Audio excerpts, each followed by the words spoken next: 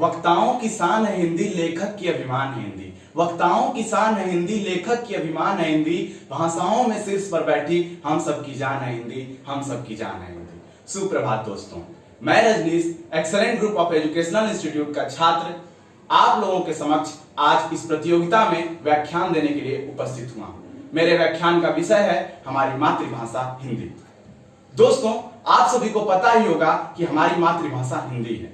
हमारी मातृभाषा हिंदी केवल हमारी मातृभाषा ही नहीं, हमारी जान है। दोस्तों, हमारी मातृभाषा आज पूरे विश्व में बोली जाती है।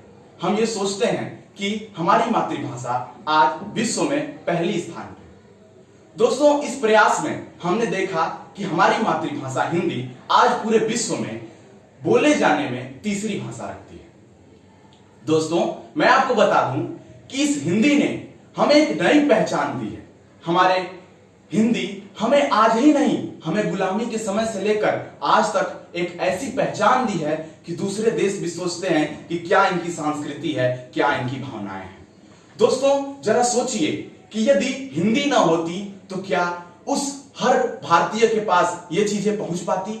हर क्रांतिकारी की बातें दूसरे देश के लोगों को तक पहुंच पाती? ऐसा संभव नहीं था, क्योंकि हम केवल हिंदी समझ सकते हैं। आज हमारे पूरे समाज में यदि हम कहीं हिंदी खड़े होकर बोलें तो वो हर व्यक्ति समझ सकता है। ऐसा नहीं है कि वो एक छोटा मोटा आदमी जैसे गरीब आदमी नहीं समझ सकता। हाँ, ये है, वो समझ सकता है, लेकिन यदि वहीं पे हम अन्य भाषा का प्रयोग करें तो ऐसा संभव नहीं है। दोस्तों, हमारे देश के महान कवि भारतेंदु हरिश्चंद्र जी ने कहा था, हिंदी हिंदू हिंदुस्तान, अर्थात हिंदी से ही हिंदुस्तान है। वहीं हमारे कवि रविन्द्रनाथ टैगोर जी ने लिखा था कि भाषाओं की, हमारे देश की जितनी भी भाषाएं हैं सभी एक नदी के समान हैं और उसमें हिंदी महानदी है। लेकिन दोस्तों, आजकल कुछ लोग ऐसे हैं जो क्या करते हैं कि इंग्लिश सीखने के लिए, अंग्रेजी सीखने के लिए अपनी मातृभाषा हिंदी को भूल जाते हैं, उसे तुच्छ बताते हैं। तो मैं उन लोगों के लिए कहना चाहूंगा कि क्यों अंग्रेजी अंग्रेजी तुम करते हो, ये अंग्रेजी तुम्हें तड़पा देगी। क्यों अंग्रेजी अंग्रेजी तुम करते हो, ये अंग्रेजी तुम्हें तड़पा देगी। तुम हंसते खेलते लड़के हो, ये अंग्रेजी तुम्हें रुला देगी, ये अंग्रेजी तुम्हें रुला देगी। दोस्तों, आज इस आधुनिक युग में हम अपनी मातृभाषा हिंदी को भूलते जा रहे हैं। हम अपनी दूसरी भाषाओं की ओर, जैसे कि अंग्रेजी की ओर आकर्षित होते जा रहे हैं। हम ये सोचते हैं कि हम हिंदी बोलेंगे तो लोग हमें समझेंगे कि हम कुछ नहीं जानते हैं, हम अनपढ़ हैं। यदि आज हमें किसी समाज में बोलने के लिए कहा जाए तो हमारा सबसे पहला वाक्य अंग्रेजी से शुरू होता है।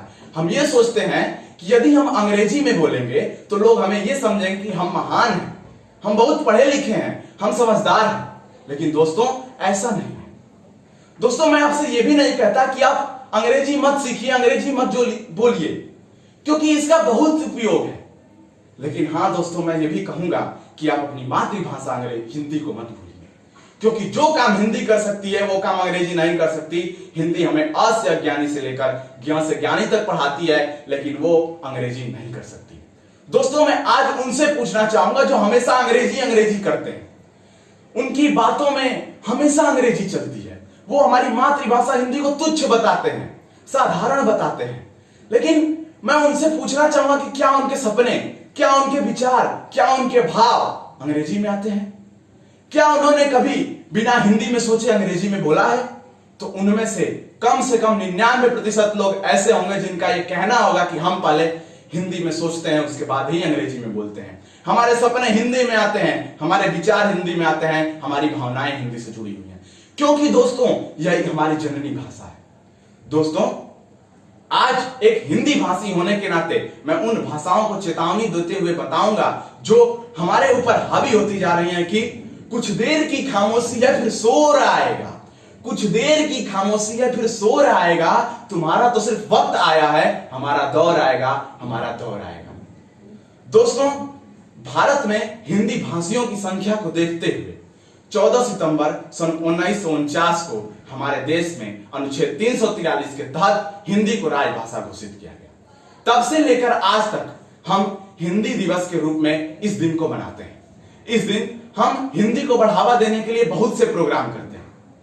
हम सोचते हैं कि हम हिंदी को बढ़ावा दें और हिंदी को विश्व में सबसे ज्यादा बोले जाने वाली भाषा बनाएं। तो दोस्तों मेरा मानना यह है कि एक दिन इस पे प्रयास करने से कुछ नहीं होगा। हमें इसके लिए प्रतिदिन प्रयास करना होगा, प्रतिदिन लोगों से यह निवेदन करना होगा कि अपनी मातृभाषा हिंदी को आगे बढ़ाएं। दोस्तों हमारे देश की सरकार, हमारे देश की कई ऐसी संस्थाएं हैं जो कि हिंदी को आगे बढ़ाने के लिए कार्यरत हैं। हमें उन्हें सहयोग देना चाहिए। आपने सुना होगा, देखा होगा कि हमारे देश के प्रधानमंत्री श्री नरेंद्र दामोदर दास मोदी जी ने आज तक बहुत सी जगहों पे गए हैं। उन्होंने विश्व स्तर पर कई बार विश्व मंचों से, संस्थाओं से हिंदी भाषा का प्रयोग किया है, हिंदी भाषा में बोलकर अपनी वाणी को अभिव्यक्त किया है। क्या उन्हें अंग्रेजी नहीं आती? आती है, उन्हें भरपूर अंग्रेजी आती है, लेकिन अपनी भाषा को आगे बढ़ाने के लिए उन्होंने हिंदी भाषा का प्रयोग किया।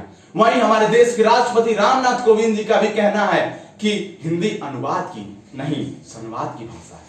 कहने का मतलब दोस्तों कि यदि हम हिंदी बोलते हैं तो उसमें हमें अनुवाद करने की कोई जरूरत नहीं है, लेकिन यदि वहीं हम कोई दूसरी भाषा बोलते हैं, चाहे वो अंग्रेजी ले, चाहे वो उर्दू ले, चाहे वो फ्रांसी ले, चाहे इटालियन ले, चाहे जापानीज ले, हमें दोस्तों हिंदी से ही उसको अनुवाद करके बनाना पड़ता है। दोस्तों यदि हमारी हिंदी में यदि आप किसी को आप कहते हो और तुम कहते हो तो उसका मतलब सटीक समझ में आता है कि सामने वाला आपको क्या कहना चाहता है।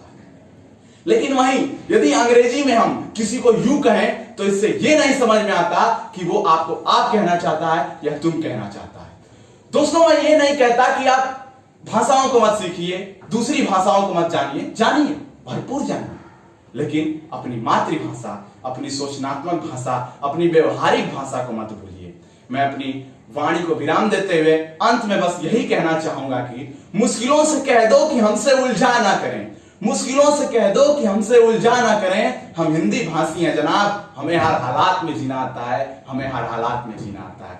धन्यवाद।